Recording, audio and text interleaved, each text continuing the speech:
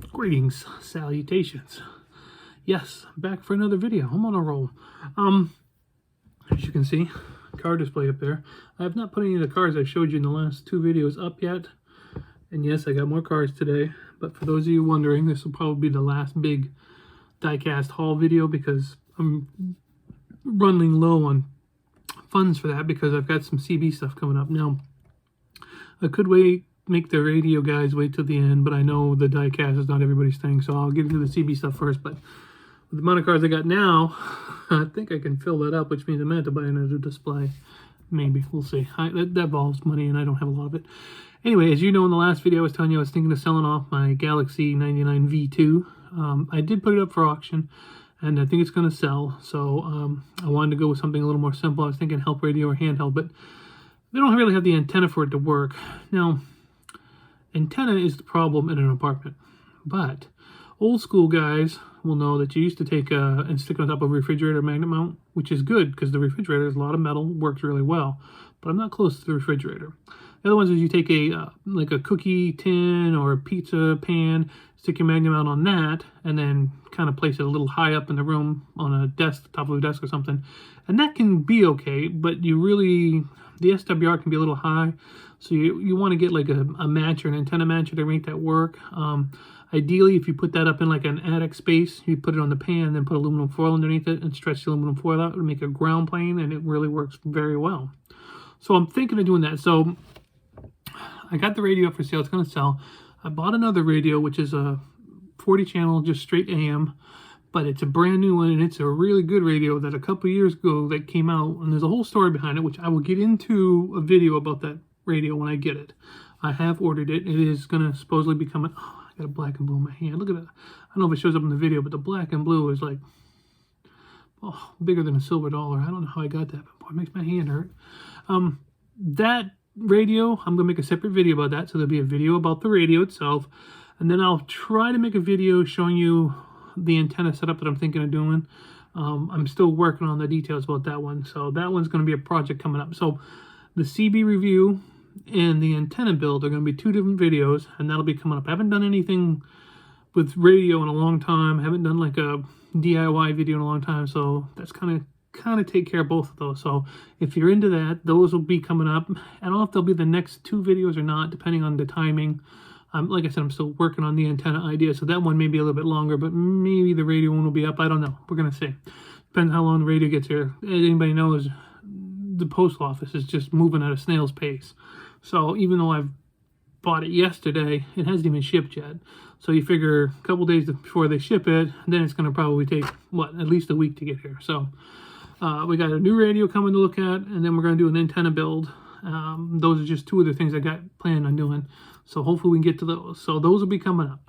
And I will be giving a tour on the diecast of all the cars I got, but that'll be in the future off in a little while, because with the couple last videos with diecast in them, they're not as popular on my channel as like the radios or the telephone reviews or things like that. So I don't like to do them too much, but I've really had such a good luck finding some diecast in the last couple of, like 2 weeks since New Year, or 2 weeks since after Christmas basically, that it's been really good haul for me. So I definitely want to mention some stuff that I've gotten.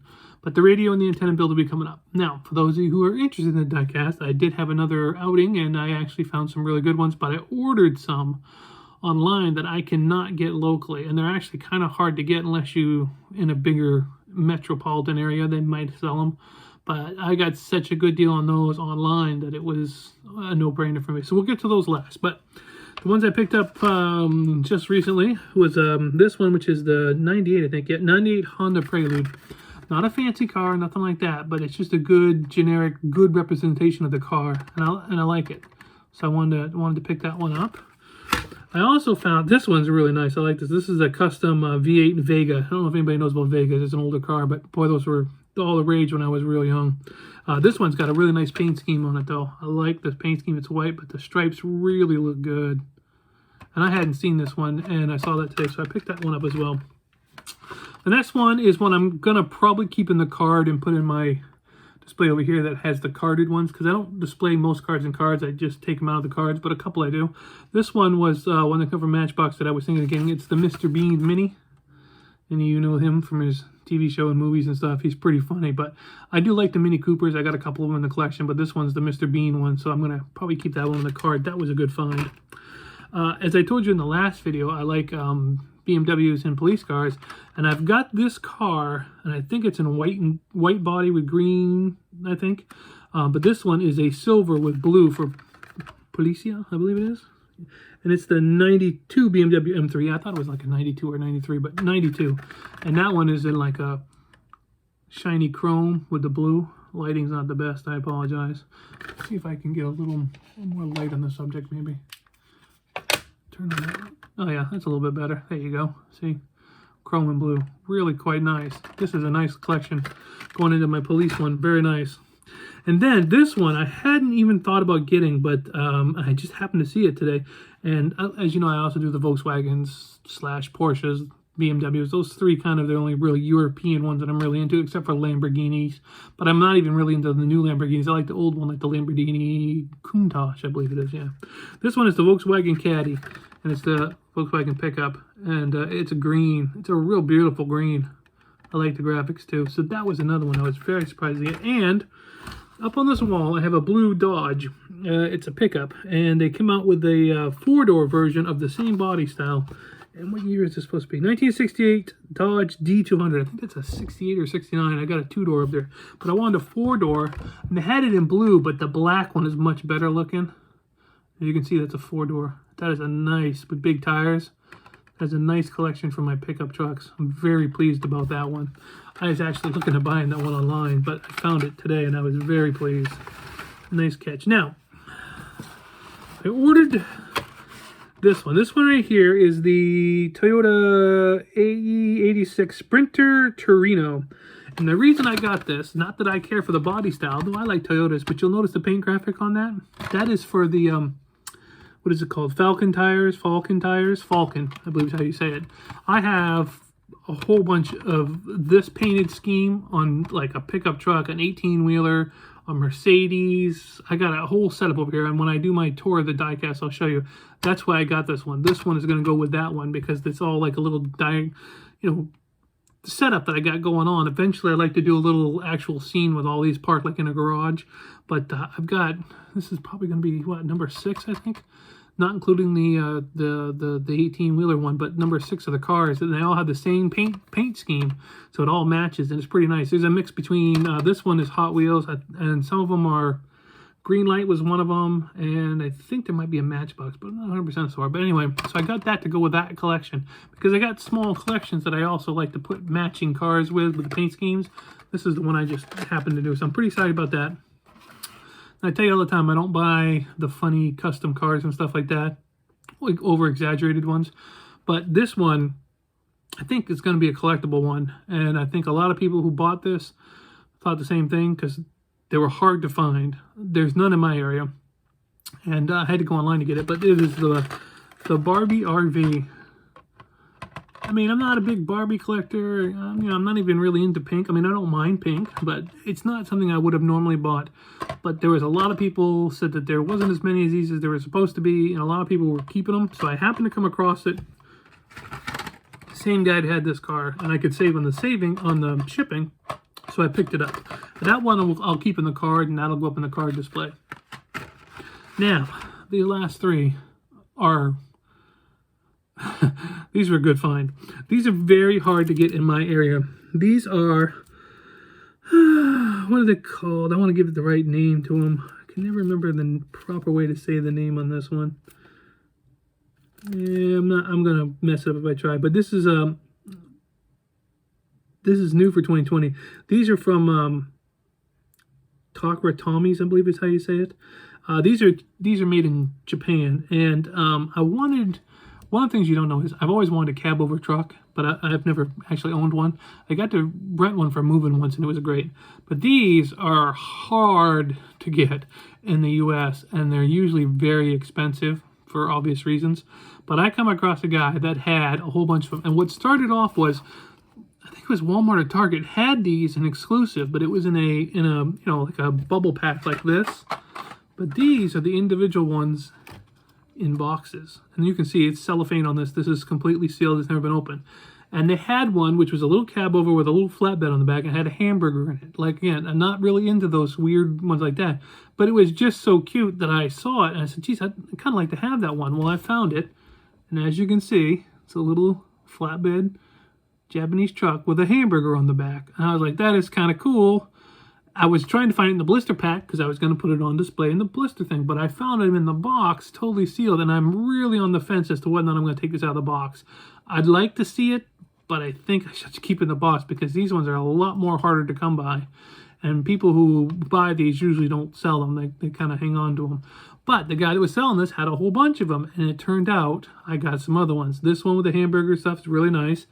Then he had the little cab-over yellow tow truck. And I really want to see this one in person, but I just can't bring myself to take it out of the box. It's just so cool. I mean, that is the neatest little thing. And these are supposed to be 1/64 scale, just like Hot Wheels and Matchbox and stuff. But it's just, see, when I was a kid, I had Matchbox, and Matchbox came in boxes just like this. Not the saran wrap, but boxes. When I went to the 5 and dime store, I would always go over to it, and they'd have a whole big display with all the new ones in the boxes, and I would always open the box and make sure I was getting the right one, because sometimes people switch the boxes around.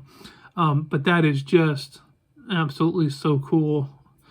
And last but not least is the DHL, but this one is the full actual truck with a little dry box in the back. It is so, like, again, this is one I really want to take out of the box. But see, the good thing about the ones that are on the card is you can see them. You can actually see the car. That's why I don't mind keeping a few on display. Something rare, you know, or something that they only made a certain amount about. Like some of their green lights, they only make 3,000 of them, you know, 30,000 to 5,000 of them. Well, most of those get bought up, used, or whatever. So, you know, a lot of them don't make it. So I'll leave those carded. Or if you get a mistake, like the card, it's supposed to be like it'll say a Porsche, and it's a picture of a Porsche, but inside it'll be a Firebird. If they put the wrong car in, well, I'll save that because the mistakes are kind of collectible.